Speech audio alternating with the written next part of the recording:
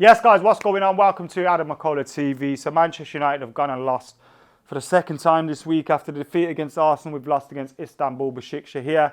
Demba Ba scoring, and I don't even know who the fella was that scored the second goal. That's how bad it was today. We lost against the Istanbul side that hadn't scored in the Champions League so far this season, that had lost their opening 2 games in the Champions League so far this season against teams that we have already beaten in the Champions League this season. And of course, they lost their opening 3 league games in the Turkish Super League as well. But Manchester United went there today, playing against the Premier League Masters side, and managed to lose the game and lose it comfortably. The scoreline 2-1 doesn't suggest a comfortable win, but believe me, I never ever felt like Manchester United were going to get anything out of that game. And there really does seem to be this feeling of impending doom and gloom and this dark cloud that has gathered over Manchester United. And it's so weird, because at the end of last season, getting 3rd spot, coming into the new campaign, you know, we all felt a little bit confident that things were going to go all right for Manchester United this season. And if they weren't going to go exactly to plan, they weren't going to backfire on us so early in the season, surely. But somehow, some way, we're already here, 6 games into the league campaign, 7 games, whatever it is, halfway through the Champions League group stages, and possibly staring down the barrel of another Manchester United manager being sacked. Because that is where we're heading to at this moment in time. When you look at performances, they are not good. And Ollie's credit for finishing 3rd last season is going to run out eventually. You don't get that credit for long. And when you look at United may have delayed Jose's sacking because of his big payoff. Van Aal's because of his big payoff. Moyes' because they had a 5-6 year deal. Ole Gunnar Solskjaer's contract isn't as big as theirs. His contract his salary isn't as big as theirs. They won't hesitate to pull the trigger on this fella. And I feel sorry for him. I got a lot of love for Ole Gunnar Solskjaer. I've got a lot of time for him. I believe he's done a lot of good here at Manchester United. And I also believe that, like I came out last week and said, some people need to put some respect on his name, because there's been times when he's got it spot on. His tactics have been spot on. The style of football has been spot on. United have got great results. Finishing 3rd was very good last season. Everyone predicted us to finish 5th, 6th, 7th. We got 3rd. He's done some very good things. But has he taken us as far as he can? Can he push us on to the level that we want to be at and where this team should be at?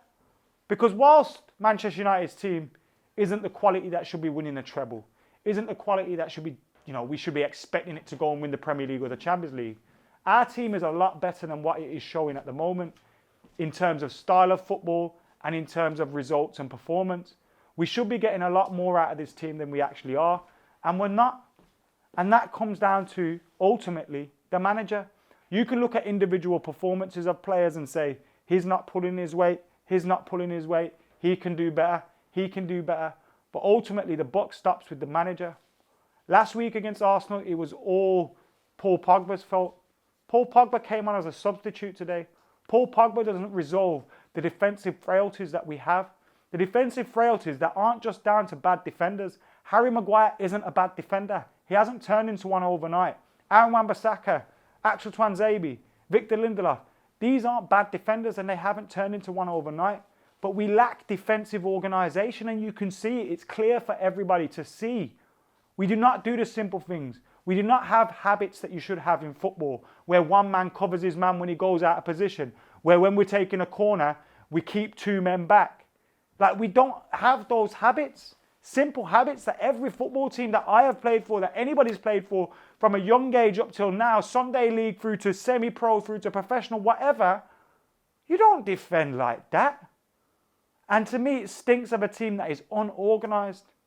Who does that fall down to? The manager, ultimately, again. And it's that defence that has cost us so many times. Crystal Palace, Spurs. I could understand those results a little bit. Coming early in the season, no pre-season, you get a red card against Spurs, things can shit can hit the fan very quickly. But the performances against Chelsea, Arsenal, and then today against Istanbul Basaksehir, that's not good enough. Why did we set up so defensively against Chelsea and Arsenal? And then today, we just go all out attack. Maybe that's why we did it. Because when we do attack, we got no defence. So against Arsenal and Chelsea, you thought, fucking hell, I better defend against these lot. Because if we go for the attack, we're fucked. And we seen it today against Istanbul. We went for the attack. We were fucked. We got beat by an average team. And let's not, yes, Demba Ba used to be a quality Premier League striker. Rafael used to be a quality right back. Yes, those names are big names, but they're not big players anymore. There's a reason why they're playing in Turkey. And we let them get that result today. Istanbul was supposed to be this definite 6 points. PSG and Leipzig were supposed to be the ones where we weren't sure about.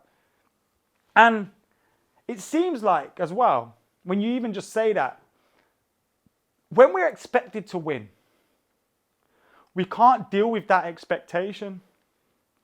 Why? Any manager, any player, anyone at Manchester United, you have to learn to deal with the expectation. Whether it's an expectation for result, style, performance, trophies, goals, develop youth. Whatever the expectation is at United, you've got to deal with it. And at the moment, we're not living up to the expectations. At the moment, we're not living up to even the standards that Ole Gunnar Solskjaer has set himself as manager of Man United. And I love him, I really do. I want him to succeed. I want him to turn this around. I want him to do the things that I was saying you put some respect on his name for. If we get that consistently, we got one manager that can turn it around. But the problem is that consistency. We haven't got it. And ultimately, I fear for his job.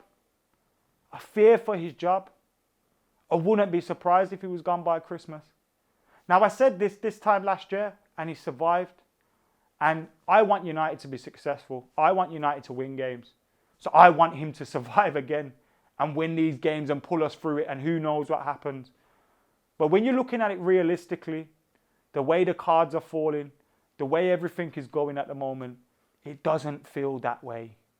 It doesn't feel like Ole Gunnar Solskjaer is going to rescue his job.